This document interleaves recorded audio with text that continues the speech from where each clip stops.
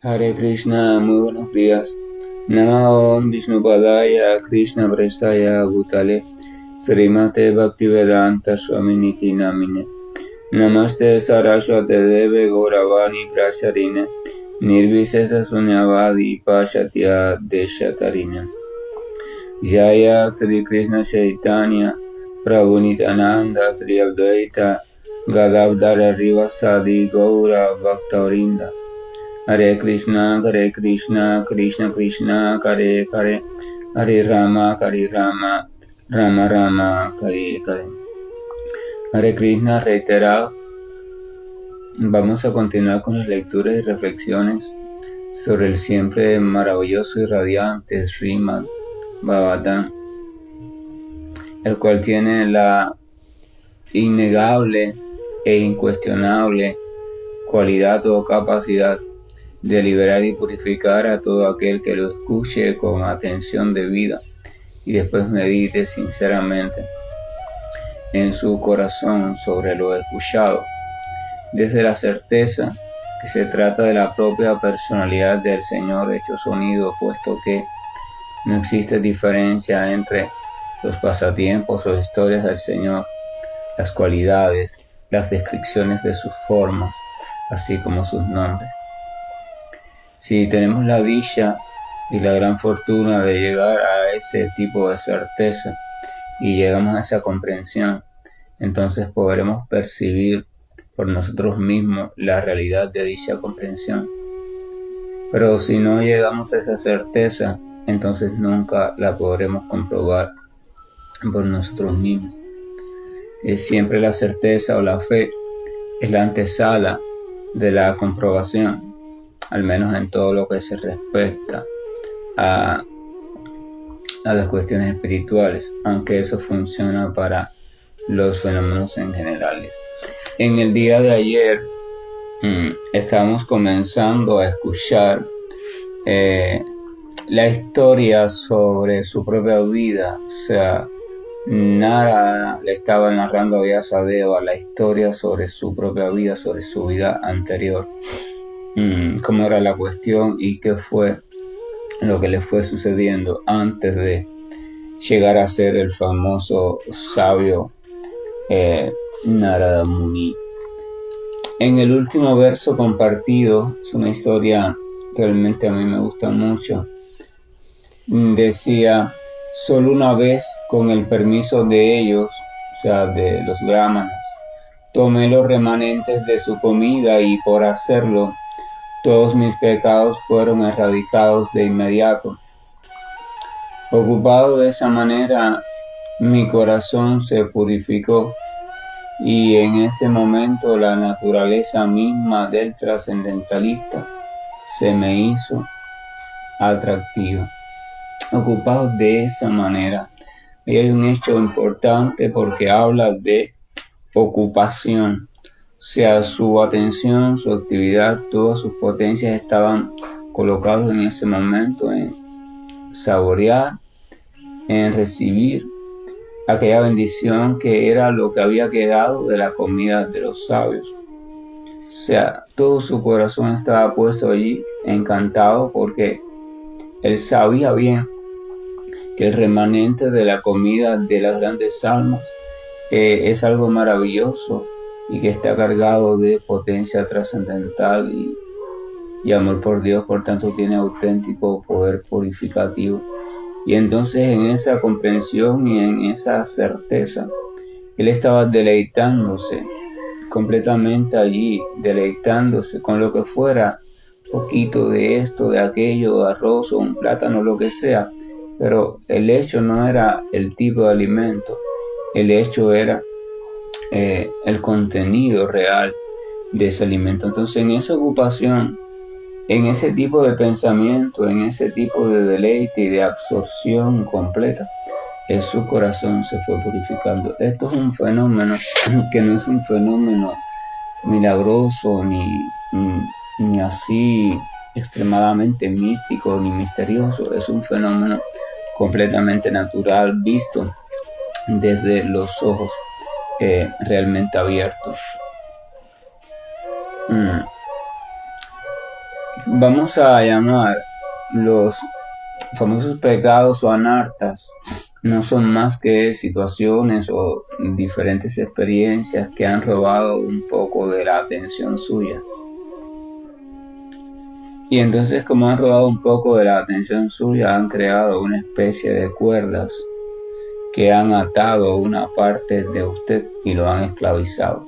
Una parte de usted es dependiente de cada uno de sus anartas o famosas impurezas del corazón y de la mente. ¿Por qué son impurezas? Son impurezas porque, aún sin ser espirituales, están logrando crear una sensación de perturbación y de locura, atracción, deseo sobre la criatura espiritual. Claro, esa sensación no la están creando realmente sobre el alma, la están creando sobre la imagen del alma, que es el ego falso. Pero como el alma está completamente no consciente de sí misma, es el ego falso que el que está llevando el control de toda la situación, y el ego falso es material. El ego falso es de naturaleza material, es la primera formación que ocurre dentro de la energía material no manifiesta. La energía material no manifiesta en lo primero que se convierte o se transforma de manera localizada es en lo que se conoce como ego falso o identidad material. Y esto lo hace el Mahatattva, o sea, la energía material total no manifiesta, bajo la influencia de la modalidad de la ignorancia, que forma parte también de la energía material, o sea, ya está contenida. Recuerden que todo lo que sucede en este universo sucede bajo la influencia de las modalidades de la propia naturaleza o energía material. O sea, la energía material tiene tres maneras de comportarse. Aunque ella no tiene ninguna manera de comportarse, porque ella no puede comportarse de ninguna forma, pero por la gracia del Señor hay tres tendencias que fueron estimuladas en ella. La tendencia de la ignorancia o de la total ausencia de conciencia, la tendencia de la pasión o donde la conciencia está, pero está raptada por determinados elementos que le gustan o le asustan, y la conciencia de la bondad, o sea, la tendencia de la bondad. Entonces, el Mahatattva por sí, por naturaleza propia, es ignorante por completo. O sea, el Mahatattva de la energía material no hay posibilidad de conciencia, así que es por naturaleza ignorante. Ahora, cuando la entidad viviente, que es conciencia pura, es introducida o está allí, entra en contacto con el Mahatattva, ella, al estar en una naturaleza, una atmósfera, una sustancia ajena a ella misma, ella no puede recibir ningún tipo de estímulo, porque lo material no puede estimular lo espiritual. Y lo espiritual, entonces, en ese sentido, está completamente no consciente, queda completamente en el olvido total. Pero sin embargo, debido a su potencia, aunque es mínima, esa potencia crea la tendencia de hacer algo, de actuar, de percibir y de actuar en sí mismo.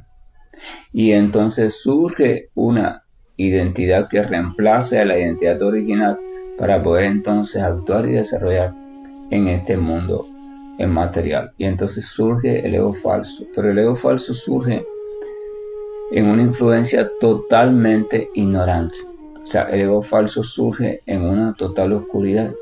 Por eso es que después necesita crear la mente, etcétera, etcétera, para ir dando forma a esa oscuridad y convertirla en lo que llama después su vida, su mundo o su percepción.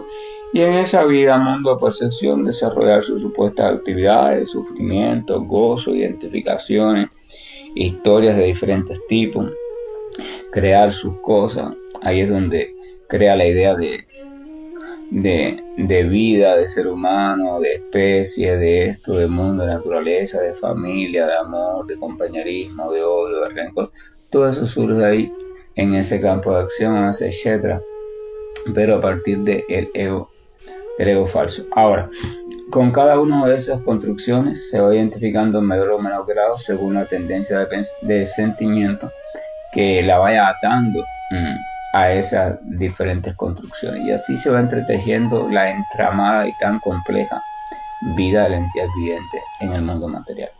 Ahora, hemos dicho ya en otras veces esto, en otras oportunidades este detalle, Eh, Cada uno de los hilos de esta entramada red de existencia significa que un fragmento de la potencia atencional de la entidad viviente ha sido atado por un extremo a un elemento o un estímulo determinado, otro fragmento a otro, otro a otro. O sea, la atención o potencia de atención de la entidad viviente no está reunida ni enfocada toda en un único estímulo, en un único elemento, ni en un único significado. Entonces la entidad viviente está completamente condicionada por innumerables tipos de estímulos, elementos y significados que no le permiten despertar su conciencia espiritual, porque constantemente están dando estímulos de tipo material y perturbando. Entonces, o sea, el sistema material de existencia, la construcción material de existencia y todos sus elementos está constantemente siendo perturbado porque tiene diferentes e innumerables agentes con el poder perturbador. Entonces el camino largo es ir calmando todos esos agentes para que no perturben hasta que la entidad viviente está completamente libre de esa influencia y puede entonces comenzar el sendero de despertar espiritual o despertar de la conciencia espiritual. Ese es el camino largo, ese camino mecánico, el camino que han intentado por siempre los sabios por diferentes métodos. A esos diferentes métodos se les llama yoga o diferentes tendencias de yoga. Diferentes métodos para llegar al estado de la perfección en lo que se conoce como yoga, o sea, volver a traer mi conciencia a su estado original, o sea, unir mi conciencia, ensamblar, acoplar la conciencia de la minúscula entidad viviente con la conciencia original, o la conciencia total, o la conciencia grande, o la conciencia de Dios. Entonces, esos senderos y todas esas cosas, de una forma u otra, todos implican realmente un gran esfuerzo, trabajo y algunos unas técnicas de un tipo, otras técnicas de otro tipo, según la naturaleza y el sentido y los argumentos sobre los cuales se basa el propio sendero. La otra manera de lograr eso es logrando que suceda por alguna causa que siempre tiene que ver con la misericordia del Señor, que suceda un creciente, primero un reconocimiento de la existencia de la suprema personalidad de Dios, un reconocimiento, o sea, nos llega a la conclusión de que existe, de que es real, un acercamiento a sus cualidades, etcétera, etcétera, y entonces que comience a surgir un sentimiento favorable hacia esa persona suprema, o sea, un sentimiento que vaya creciendo, o sea, vaya surgiendo un sentimiento de querer relacionarse, ¿verdad? Ese sentimiento viene porque te vas sintiendo atraído hacia algún rasgo de esa personalidad, hasta que ese sentimiento va madurándose, va consolidándose, se transforma en cariño. Ese cariño va asumiendo diferentes matices de acuerdo a la posición en la cual usted perciba esa personalidad. La percibe como rey, como dueño, como poderoso, la percibe como amigo, la percibe como sea, hasta que en su perfección, cuando está completamente purificado ese cariño, cuando ya no tiene interés ninguno, cuando no tiene hipocresía, cuando no tiene doblez, cuando no está repartido entre tantos otros sentimientos de orden contradictorio, entonces se purifica y se llama amor puro por la suprema personalidad de Dios. Y ese proceso por sí mismo de encariñarse con algo e ir perfeccionando ese cariño va haciendo que de un modo natural tus diferentes ataduras de la atención hacia otras cosas se vayan zafando, se vayan desatando, y tu atención poco a poco va siendo de nuevo reunida o traída hacia un solo punto. En este caso, el objeto por el cual tú estás desarrollando un cariño creciente. Y entonces esa es la forma natural de restablecerte en el yoga o de perfeccionarte en el estado de yoga. Eso es lo que se llama el sendero de conciencia de Krishna. Es el intento de cómo recorrer ese camino, ese proceso, y cómo facilitar o permitir o de algún modo servir y ayudar en que otras personas también lo puedan lograr. Ese es el sendero de Srimad Bhagavatam. Y ese sendero inevitablemente entonces comienza con la descripción de esa personalidad, la descripción de actividades de ella, la descripción de cualidades de ella, la descripción de relaciones entre ella y almas muy puras que están en ese estado de conciencia de Krishna. Y eso es el Srimad Bhagavatam. Entonces, ese es el sendero del Bhagavatam. Es el sendero.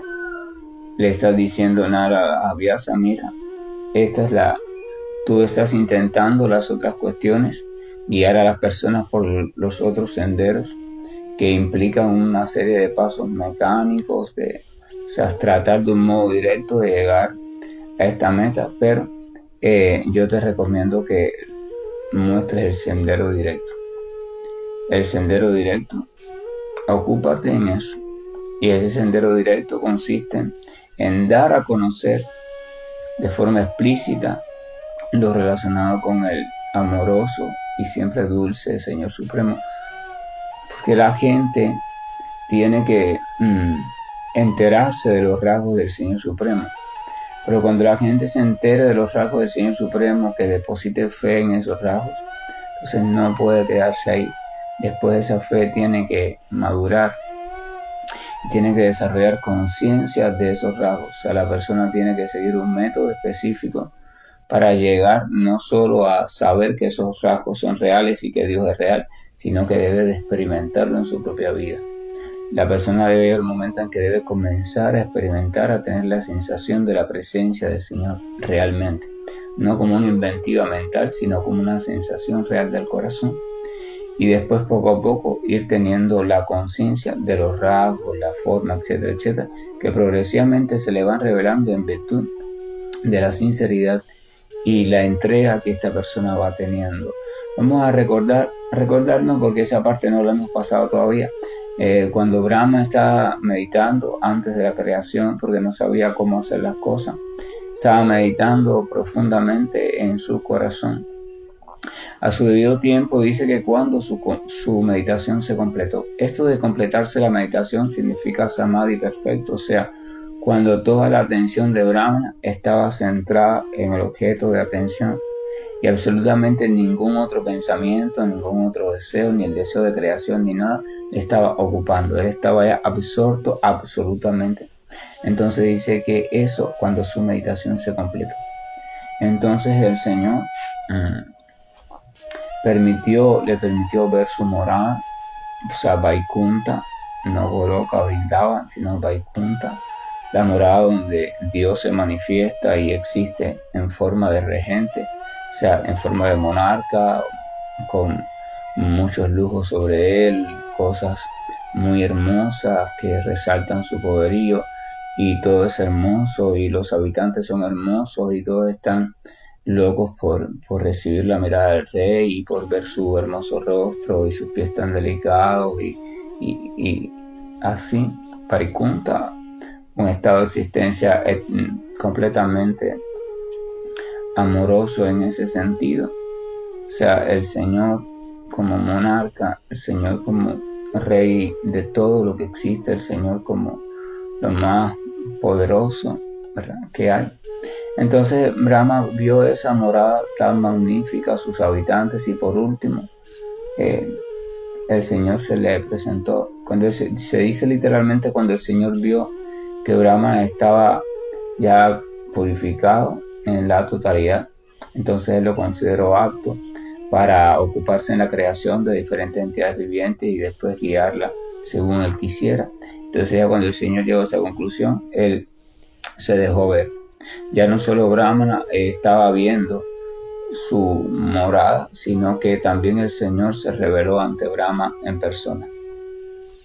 Es muy bonito porque, por ejemplo, cuando los Kumaras entran a Vaikunta, mediante la meditación y la perfección de su meditación en el corazón, según el proceso de yoga místico, ellos llega un momento que pueden acceder a Vaikunta, pueden ver Vaikunta, y entonces ellos llega un momento en que por un conflicto que en otro momento vamos a contar cuando llegue su tiempo, muy gracioso también, la personalidad de Dios de Vaikunta, Señor Narayana, aparece allí en medio de ese conflicto y los sabios lo ven. Dice que literalmente que los sabios, los Kumaras, experimentaron un placer y una felicidad que nunca antes había experimentado. Esto es curioso porque los Kumaras impersonalistas tenían una concepción sobre el Supremo, de la verdad absoluta, como algo impersonal o el Brahman, y que todo se manifiesta del Brahman, pero el Brahman en sí no tiene forma, no tiene personalidad, es la verdad absoluta, completamente inerte, es la fuente de todo. Por tanto, ellos están acostumbrados a experimentar la felicidad de Brahmananda, la felicidad de estar en contacto con ese Brahman, con ese impersonalismo, de pura existencia sin manifestación, sin variedad de ningún tipo. Entonces se explica que, sin embargo, al entrar a Vaikunta se maravillaron, muy bien. Pero dice que cuando vieron en persona la personalidad de Narayana, quedaron tan extasiados que comprendieron que estaban experimentando una dicha que nunca antes habían experimentado. Quiere decir que era una dicha superior a la dicha experimentada cuando uno experimenta el Brahman. O sea, cuando uno se experimenta como espíritu y se libera del condicionamiento material, hay una dicha muy grande, que es incomparable con cualquier dicha material. Pero cuando uno después logra realizar la comprensión de la existencia del Señor Supremo como Espíritu Supremo, o sea, la existencia del Brahman, la dicha es aún más grande que la dicha cuando tú te experimentaste como espíritu. No es comparable. Entonces esa dicha era la dicha que estaban experimentando los Kumaras. Además de eso, ellos también experimentaban la dicha de saber que el Señor no solo era Brahman, que estaba fuera de todo, sino que estaba dentro de todo de forma localizada, o sea, Paramatma. Ellos también lo experimentaban mediante el proceso de meditación mística. Por tanto, ellos habían experimentado todas esas dichas ya y estaban situados para su percepción en la dicha suprema, o sea, en eso, experimentación de Paramatma, meditación en él y la concepción del Señor como Brahman, impersonal, verdad absoluta. Pero ahora estaban experimentando una dicha superior. Quiere decir que la realización o la experiencia de la verdad absoluta en su forma original o en una de sus formas originales, o sea, la verdad absoluta como persona, o sea, comprender eso, la personalidad de la verdad absoluta, tributa automáticamente una dicha aún mayor. Este hecho de que la dicha es aún mayor significa que entonces la entidad viviente ha dado un paso más en su apertura de sus propias potencias espirituales. El crecimiento de la dicha o el sabor viene dando en que tú estás desarrollando aún más tu potencia de percepción. Por ejemplo, vamos a suponer que usted come, todo el mundo come, ya qué rico está esta comida, pero usted comienza a relacionarse con personas refinadas que son expertos en captar el más mínimo sabor, la mezcla de sabores, los matices que hay en un alimento. ¿Verdad? Esas personas tienen gustos muy refinados, se dedican de hecho a la cata de alimentos, a la elaboración de platos, a ser jueces en concursos de sabores. Y estas personas te van instruyendo en ti de una manera didáctica, pedagógica, organizada, para que usted vaya no solo teniendo el sentido burdo del gusto que lo tiene todo el mundo, entonces, a no ser que estemos enfermos de algo, sino a que vayas refinando ese gusto. ¿Qué significa refinar? Que no solo sientas el tropel de sabores, o sea, la masa de sabores y de estímulos, y solamente sientas aquel que es el más fuerte porque es el que más estímulo causa en los sensores del gusto que hay en tu lengua, sino que empieces a desmenuzar Esa masa informe, que es una masa primero sin forma, no tiene detalles del sabor, es una cosa ahí como un torrente de agua de un río crecido o un oleaje muy fuerte que choca contra una piedra, que empiece a desmenuzarla. Empieza a prestar atención a ella, porque ese es el primer paso para conocer cualquier cosa, prestar atención. Y empieces desde el silencio, o sea, la separación de todos tus otros sentidos, empieces a sentir que hay una diferencia dentro de esa aparente masa abrupta, burda de sabores. Y poco a poco empiezas a experimentar poco a poco las diferencias. Empiezas primero a diferenciar dos sabores que hay allí que no te habías dado cuenta, pensabas que era un solo sabor, hay dos. Pero después empiezas a darte cuenta que no son dos, que hay cuatro. Y después te das cuenta que hay hasta un quinto sabor muy sutil que acompaña al primero y le da un cierto contraste ligero. Después de ese mismo sabor te das cuenta que es la mezcla de dos sabores más sutil. O sea, cuando vienes a ver, te das cuenta que morder un simple plátano maduro y centrarte en eso, ya con los sentidos del gusto refinado, te das cuenta que el sabor a plátano como tal no es sabor a plátano. Es la combinación de una serie de notas de sabor, de porciones de sabores diferentes en diferentes proporciones e intensidad, que combinados todos se ensamblan en eso que llamas sabor a plátano. Eso quiere decir que tu potencia del gusto, tu capacidad de gusto se ha refinado. ¿Qué significa esto? Que se ha desarrollado a plenitud o más aún de lo que estaba tu capacidad de conciencia del gusto. Entonces, si usted experimenta un éxtasis, una felicidad mayor de la que estaba experimentando antes, quiere decir que tu capacidad de captar la felicidad,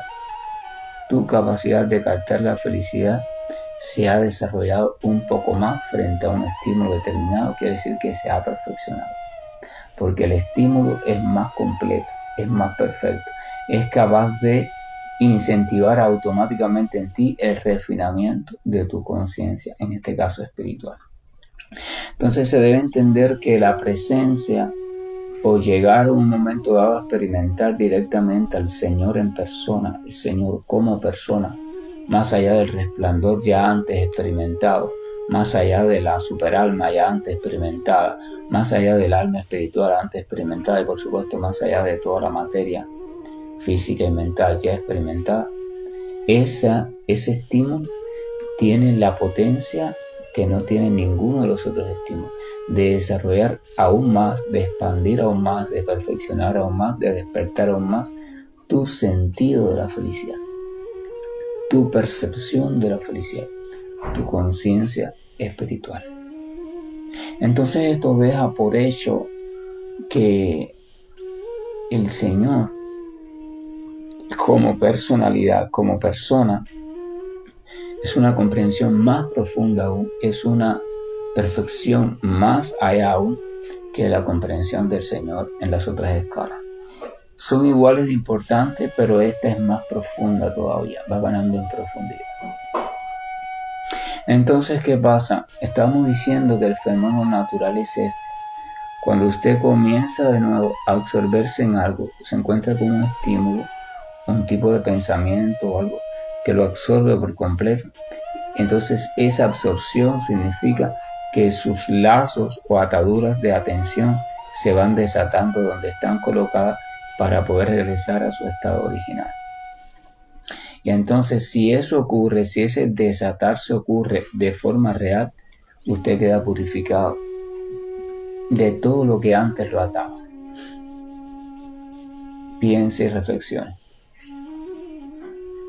Ahora, ¿qué pasa si el estímulo que está absorbiendo su atención es un estímulo también contaminante? Entonces usted queda purificado de los otros estímulos anteriores, pero queda atado a un nuevo estímulo contaminante, o sea, queda atado de nuevo a una reacción pecaminosa. Porque entonces la conducta que usted va a asumir con respecto a ese estímulo, de disfrute de ese estímulo, va de nuevo a atarlo aquí. Pero si ese estímulo o elemento que logra reunir toda su atención en el cual usted se absorbe, como dice aquí Nara, estaba absorto en el degustar de eso que había quedado de la comida de los grandes brahmanas. Si ese estímulo es un estímulo puro, cargado de potencia espiritual y no es para nada material ni tiene cualidades materiales, y entonces se debe entender que su atención ha sido reunida, está enfrascada, está colocada completamente, todo usted, para que me entienda, todo usted está enfrascado completamente en ese estímulo. Pero como ese estímulo es de naturaleza espiritual, porque esa comida ha sido espiritualizada completamente por la devoción de los brahmanas, entonces usted no solo va quedando liberado de sus viejas ataduras pasadas, de estímulos pasados que lo tenían atado, sino que ahora queda completamente colocado, completamente, por decirlo así, identificado o atrapado con este nuevo estímulo. Pero como este nuevo estímulo no es de naturaleza material, entonces no va a crear contaminación en usted, así que no va a crear realmente nueva atadura. Usted queda atado realmente a este estímulo, pero ese atado no es atado en el sentido de esclavitud, sino atado en el sentido de enamorado, enamorado puramente. Porque el enamorado del mundo material es cuerdas también de atadura, porque realmente no es que el amor ate en ese sentido mezquino, sino que tú te atas por aquellas cualidades materiales de esa persona, los ojos, el cuerpo, la forma, la voz, lo que sea, como te gusta, qué sé yo, y es lo que te ata. Pero en este caso es un elemento completamente espiritual. Así que no hay disfrute de los sentidos materiales, por tanto no hay atadura material. Si no hay disfrute de los sentidos materiales, no hay atadura material. Pero sin embargo hay disfrute. ¿Qué tipo de disfrute está experimentando Narada mientras que está alimentándose o tomando estos alimentos? Está experimentando un disfrute que no había experimentado antes. Disfrute espiritual. Y este disfrute es, como en el caso de los Kumaras, superior a cualquier otro disfrute que él antes había experimentado. Y por eso queda enamorado totalmente de este disfrute y quiere estarlo experimentando por siempre. O sea, su convicción es: yo quiero experimentar esta experiencia por siempre. Por eso se dice que a partir de ese momento la figura del trascendentalista le resultó muy atractiva. Yo quiero vivir en este estado de dicha por siempre. ¿Y cómo puedo hacerlo si estoy todavía en este mundo? Es una pregunta importante que vamos a ver después cómo se resuelve en la propia historia de Narada. Pero es importante que ustedes comprendan esto.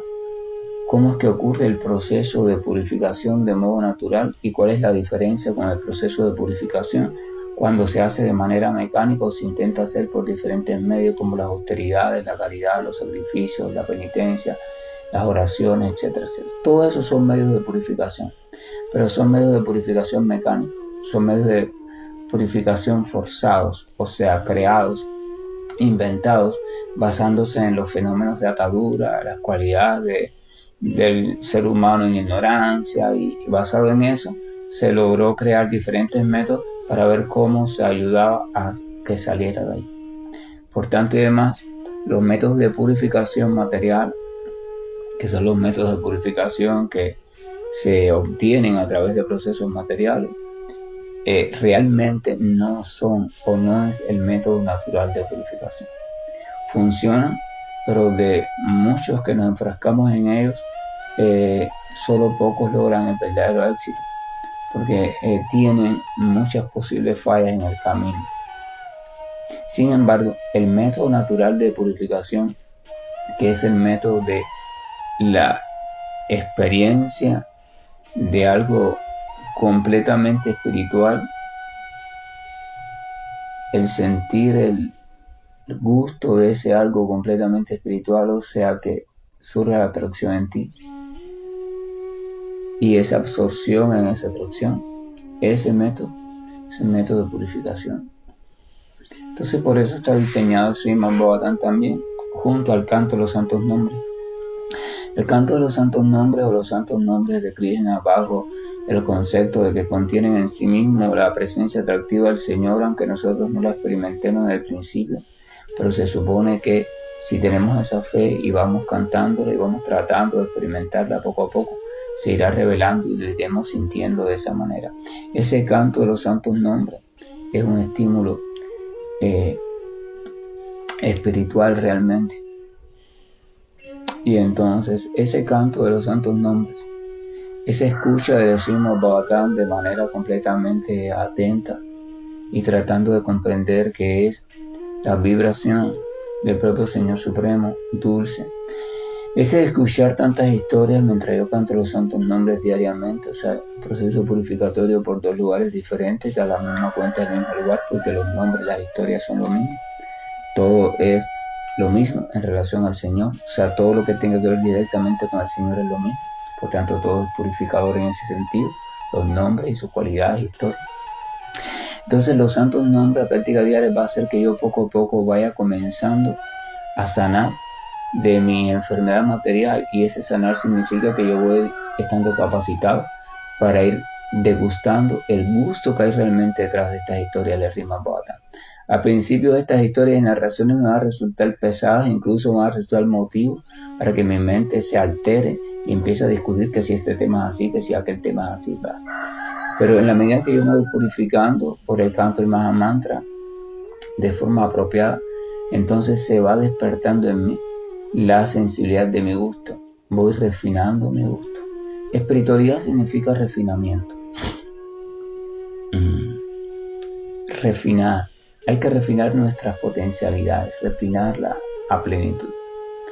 Y entonces voy refinando mi gusto y voy comenzando a sentir atracción. O sea, hoy digo, ay, ¿y qué pasará por fin? ¿Y qué pasará? ¿Y qué pasó con Nara después? ¿Y cómo es que Nara comienza? ¿Y cómo es que él se encuentra con el Señor? ¿Y cómo es que se convierte en el gran sabio? ¿Y cómo es que empiezo a darme cuenta que estoy desarrollando un interés? Estoy desarrollando ansiedad, expectativa, pero no por nada material, sino por un conocimiento espiritual.